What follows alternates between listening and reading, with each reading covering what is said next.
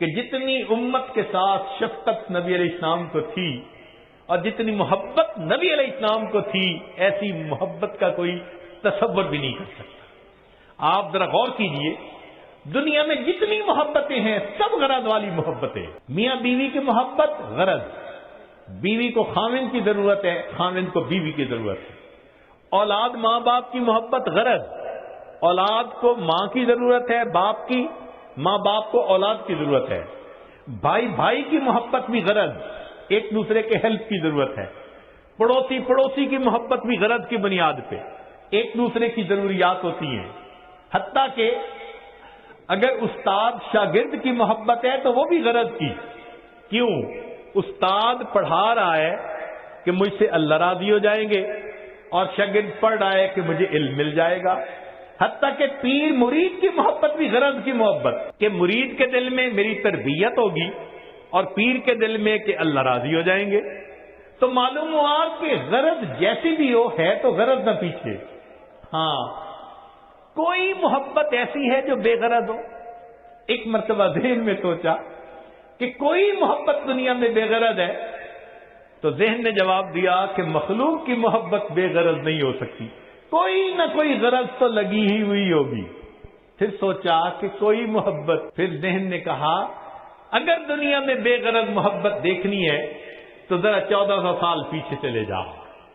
رات کا اندھیرا ہوگا، تم ایک ہستی کو دیکھو گے مصلی کے اوپر سجدے میں ہے، یا رب امتی یا رب امتی۔ کیا اس ہستی کو اپنے درجات کے بڑھنے کا تھا سما؟ نہیں، ان کو پہلے اللہ نے فرما دیا تھا لِيَغْفِرَ لَكَ اللَّهُ مَا تَقَدَّمَ مِن ذَنبِكَ وَمَا تَأَخَّرَ۔ ان کو اللہ نے پہلے بتلا دیا تھا وَلَسَوْفَ يُعْطِيكَ رَبُّكَ فَتَرْضَىٰ، میرے محبوب تجھے اتنا عطا کروں گا کہ تو بس بس کرنے لگ جائے گا۔ پھر وہ ہستی کیوں رو رہی ہے؟ اتنا لمبا سجدہ کہ بیوی اٹھ کے پاؤں ہلا کے دیکھتی ہے کہ ابھی زندگی تو ہے یا نہیں۔ یہ کیوں رو رہے ہیں؟ یہ امت کے اوپر شفقت کی وجہ سے رو رہے ہیں۔ نبی علیہ الصلوۃ والسلام کو امت کے ساتھ ایسی محبت، اس لیے قیامت کے دن انبیاء بھی نفسا نفسی پکارتے ہوں گے، ایک اللہ کے حبیب ہوں گے جو اس دن بھی امتی امتی فرما رہے۔ اللہ کے حبیب صلی اللہ علیہ وسلم کو اس قدر امت کے ساتھ شفقت و محبت تھی۔ ایک اور آخری بات کہ جب نبی علیہ الصلوۃ والسلام کے ساتھ ایسی محبت ہے تو پھر اس کی ایک علامت یہ بھی ہے کہ کثرت الصلاۃ والسلام علیہ، نبی علیہ الصلوۃ والسلام کے اوپر کثرت سے صلاۃ و سلام پڑھنا، درود شریف پڑھنا۔ چنانچہ قرآن مجید میں اللہ تعالیٰ ارشاد فرماتے ہیں ان اللہ وملائکتہ یصلون علی النبی یا ایھا الذین آمنوا صلوا علیہ وسلموا تسلیما۔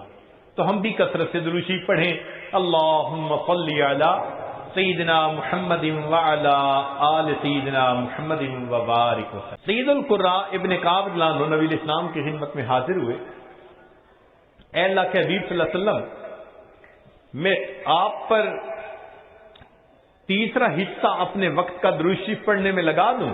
نبی علیہ السلام نے فرمایا تو زیادہ کرے گا تو تجھے زیادہ فائدہ ہوگا۔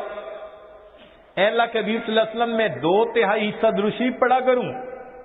نبی علیہ السلام نے فرمایا زیادہ پڑھے گا تو زیادہ نفع ہوگا۔ انہوں نے کہا اے اللہ کے حبیب صلی اللہ علیہ وسلم، پھر تو میں پورا وقت ہی آپ پر درود شریف پڑھوں گا۔ قال، نبی علیہ السلام نے اس کے جواب میں فرمایا کہ اذن یغفر ذنبک وتکفی ہمک، اگر تو ہر وقت مجھ پر درود شریف پڑھے گا اللہ پھر تیرے سب گناہوں کو معاف کر دیں گے اور تیرے تمام غموں کو اللہ ختم فرما دیں گے۔ عمر بن خطاب اللہ عنہ فرماتے تھے الدعاء والصلاۃ معلق بین السماء والارض، دعا اور نماز آسمان اور زمین کے درمیان معلق رہتی ہیں، فلا يصعد الى اللہ منہ شیء حتی یصلی علی النبی صلی اللہ علیہ وسلم، یہ اس وقت تک اوپر قبولیت کے لیے نہیں جا پاتی جب تک کہ ان میں نبی علیہ السلام پر درود شریف نہ پڑھا گیا۔ اسی لیے ہر دعا سے پہلے بھی درود شریف پڑھنا چاہیے، بعد میں بھی پڑھنا چاہیے۔ نبی علیہ السلام نے ارشاد فرمایا الدعاء بین الصلاتین لا یرد، کہ دو درود شریف کے درمیان جو دعا مانگی جاتی ہے اس دعا کو رد نہیں کیا جاتا۔ ایک حدیث مبارکہ میں نبی اسلام نے فرمایا من صلی علیہ فی کتاب لم تزل الملائکۃ تستغفر له ما دام اسمی فی ذلک الکتاب، اگر کوئی بندہ لکھ رہا ہو اور لکھتے ہوئے نبی علیہ الصلوۃ والسلام کا نام نامی اس میں گرامی آ جائے اور وہ نام نامی اس میں گرامی کے ساتھ صلی اللہ علیہ وسلم لکھے تو نبی علیہ السلام نے فرمایا جب تک اس کتاب میں میرے نام کے ساتھ یہ درود شریف لکھا رہے گا اس وقت تک ایک فرشتہ اس کے لیے استغفار کرتا رہے گا۔ ابن مسعود رضی اللہ عنہ فرماتے ہیں کہ نبی علیہ السلام نے فرمایا اول الناس بی یوم القیامہ اکثرہم علی صلاۃ، کہ جو بندہ مجھ پر سب سے زیادہ درود شریف پڑھتا ہوگا وہ پھر قیامت کے دن میرے سب سے زیادہ قریب بھی وہی بندہ ہوگا۔ ابوبکر صدیق رضی اللہ عنہ نے ایک عجیب بات فرمائی، فرماتے تھے کہ الصلاۃ علی النبی امحق للذنوب من الماء البارد للنار، کہ جس طرح ٹھنڈا پانی آگ کو جلدی بجھا دیتا ہے، درود شریف کا پڑھنا انسان کے گناہوں کو اس سے بھی جلدی بجھا دیتا ہے۔ تو درود شریف پڑھنے سے انسان کے گناہ مٹا دیے جاتے ہیں۔ ابو ہریرہ رضی اللہ عنہ فرماتے ہیں کہ نبی اسلام نے فرمایا من نسی الصلاۃ علی نسی طریق الجنہ، جو مجھ پر درود شریف پڑھنا بھول گیا وہ جنت کا راستہ ہی بھول گیا۔ علی رضی اللہ عنہ نے ایک خوبصورت بات کہی، فرماتے تھے واللہ، اللہ کی قسم، اب دیکھیے اللہ کی قسم کھا کے بات کر رہے ہیں، واللہ لولا ما ذکر اللہ ورسولہ فی فضل التسبیح والتکبیر والتحلیل والتحمید لجعلت کل انفاسی صلاۃ علی رسول اللہ صلی اللہ علیہ وسلم، اگر اللہ اور اس کے رسول صلی اللہ علیہ وسلم نے تسبیح، تحمید، تکبیر کے فضائل بیان نہ فرمائے ہوتے تو میں اپنی زندگی کے ہر سانس کو درود شریف پڑھنے میں ہی خرچ کر دیتا۔ ایک اور حدیث مبارکہ سنیے، نبی علیہ الصلوۃ والسلام کے ساتھ صدیق اکبر بیٹھے ہوئے ہیں، ایک نوجوان آیا، نبی علیہ السلام نے اسے اپنے اور صدیق اکبر کے درمیان بٹھا دیا، پھر فرمایا کہ ابو بکر میں نے تیرے اور اپنے درمیان اس کو بٹھا دیا، اس بات پہ حیرت تو ہوئی ہوگی، اللہ کے نبی صلی اللہ علیہ وسلم بڑی حیرت ہو رہی ہے۔ فرمایا ان ھذا الفتى یصلی علی صلاۃ ما یصلیھا علی احد من امتی، میرا یہ نوجوان امتی مجھ پر ایسا درود شریف پڑھتا ہے کہ جو درود شریف میری امت میں سے کوئی دوسرا مجھ پر نہیں پڑھتا، اس کی وجہ سے میں نے اس کو اپنے قریب بٹھایا۔ پھر نبی علیہ السلام نے بتلایا کہ وہ کیا درود شریف پڑھتا تھا، اللہم صلی علی محمد عدد من صلی علیہ وصلی علی محمد عدد من لم یصلی علیہ وصلی علی محمد کما امرت بالصلاۃ علیہ وصلی علی محمد کما تحب ان یصلی علیہ وصلی علی محمد کما ینبغی ان یصلی علیہ۔ چنانچہ ہمارے اکابر علماء دیوبند نے باقاعدہ تفصیل لکھی ہے کہ کس کس موقع پر درود شریف پڑھنا چاہیے۔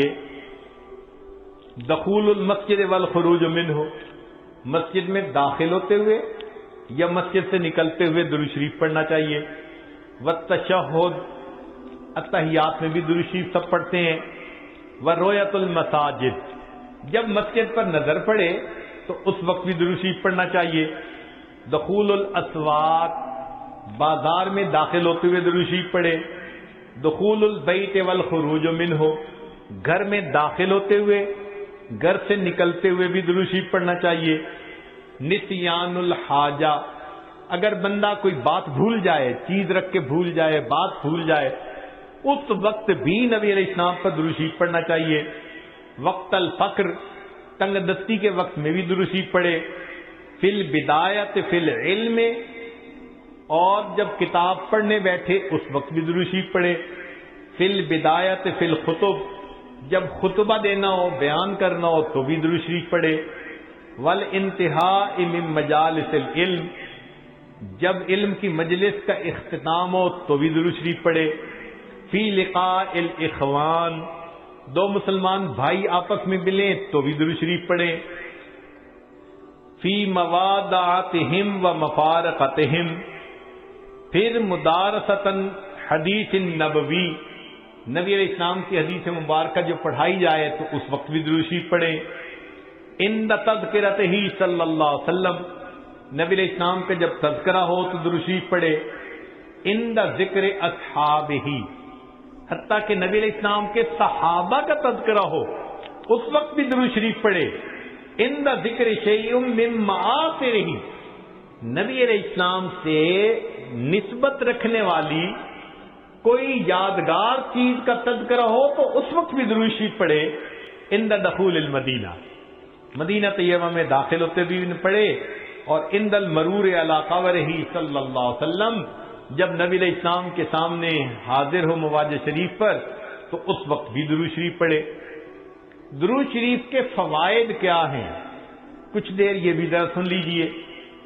فرمایا انہا سبب لہدایت المصلی وحیات قلبہ، درود شریف کے پڑھنے سے دل زندہ ہوتا ہے اور پڑھنے والے کو اللہ ہدایت کے اوپر رکھتے ہیں۔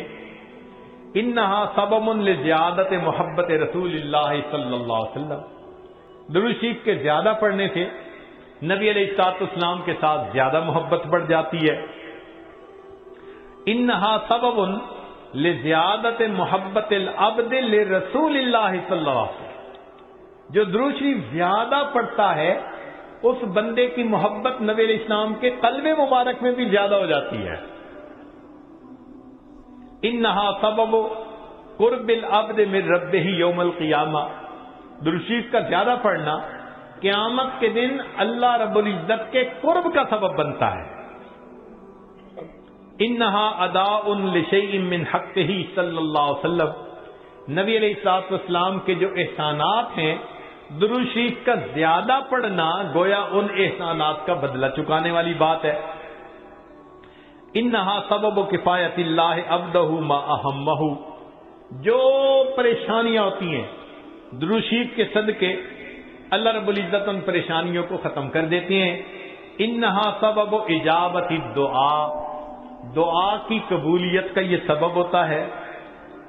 انہا سبب زکوٰۃ و طہارت للمصلی، جو درود شریف پڑھنے والا ہے اس کا دل اس سے صاف ہوتا ہے، اس کا نفس پاک ہوتا ہے، اور ایسے آدمی کو حدیث میں پاک میں فرمایا کہ جو درود شریف زیادہ پڑھتا ہے وہ بخیل نہیں ہوتا۔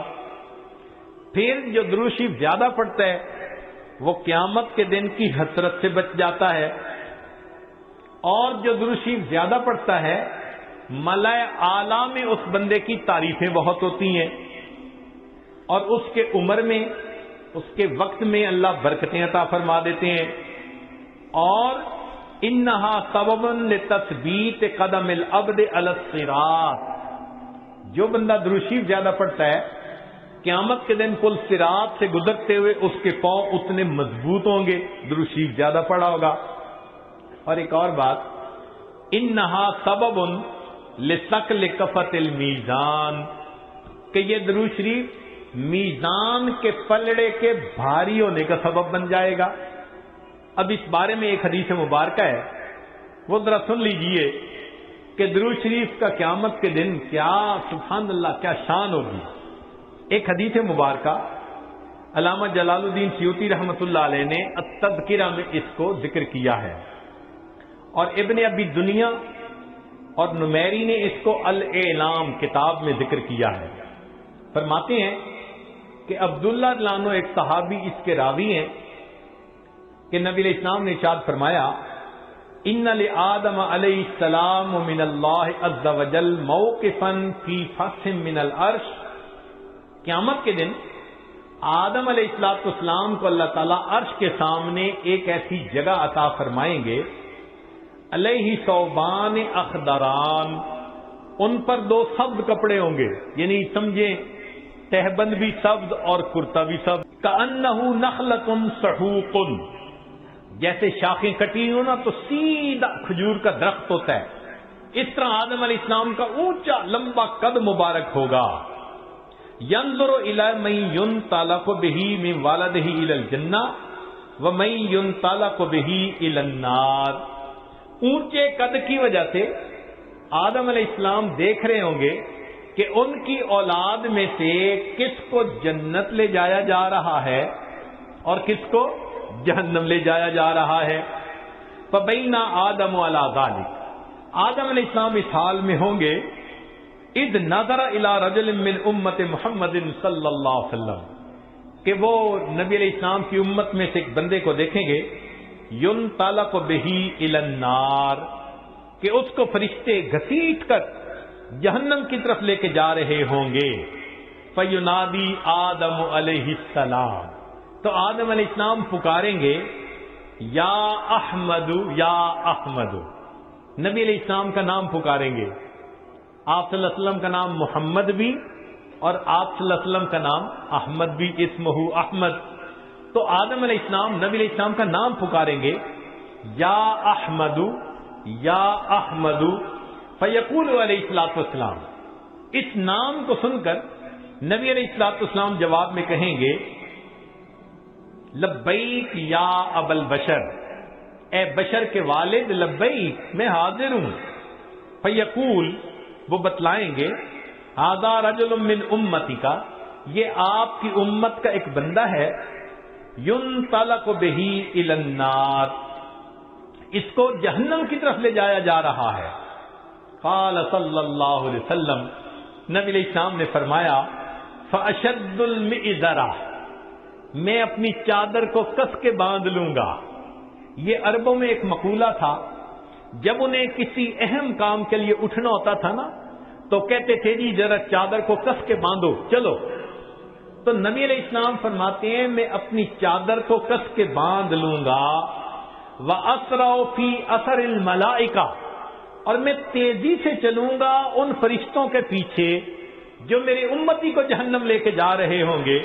فَأَقُولُ، اور میں یہ کہوں گا یا رسول ربی، اے میرے رب کے نمائندو، کفو، رک جاؤ. فیقولون، وہ آگے سے جواب دیں گے نحن الغلاظ الشداد، ہم بڑے قوی اور سخت گیر ہیں. لا نعصی اللہ تعالی ما امرنا، جو اللہ حکم دیتا ہے ہم اس کی نافرمانی نہیں کرتے. ونفعل ما نؤمر، اور ہم وہ کرتے ہیں جس کا ہمیں حکم ملتا ہے.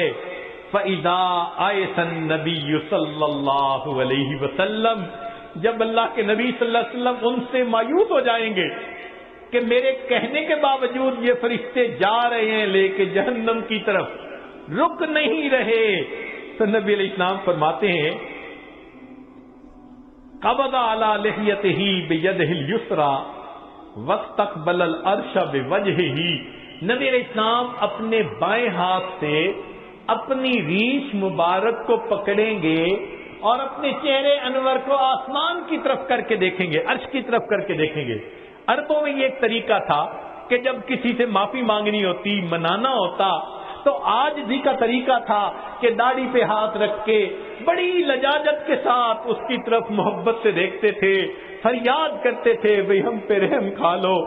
نبی علیہ السلام جب فرشتوں کو دیکھیں گے کہ وہ رک نہیں رہے، میری امتی کو لے کے جہنم میں جا رہے ہیں، آقا صلی اللہ علیہ وسلم فرماتے ہیں میں اپنی بایاں ہاتھ اپنی ریش کے اوپر رکھوں گا اور میں آسمان عرش کی طرف اپنے چہرے انور کے ساتھ دیکھوں گا.